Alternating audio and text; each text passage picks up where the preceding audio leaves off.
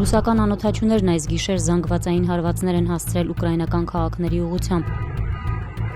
Շահիդների հարվածից առնվազն 3 մարդ է վիրավորվել Դնեպրում, վնասվել են ավելի քան 10 բարձրահարկ շենքեր, կրթական ու մշակութային օբյեկտներ։ Ռուսական հարձակումից վնասված տներից մեկի բնակիչ Վոլոդիմիրը տեղի հեռուստաընկերությանը պատմել է, որ պատրաստվում էր քնել, երբ ուժեղ պայթյուն է լսել։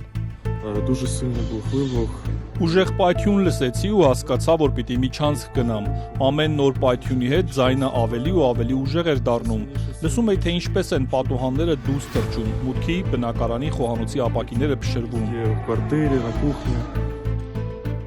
Մոտ 10 ավտոմեքենա է ոչնչացվել, ևս 60-ը վնասվել, տեղեկացրել է Դնեպրի շրջանի ռազմական վարչակազմի ղեկավարը։ Ուկրաինայի մեծությամբ երկրորդ քաղաքը Խարկովը ևս հայտնվել է ռուսական տասնյակ ԱԹՍ-ների թիրախում։ Ըստ քաղաքապետի 9 մարդ է տուժել, քաղաքի կենտրոնը լուրջ վնաս է կրել, տարբեր հատվածներում միաժամանակ մի քանի հրդեհներ են բռնկվել։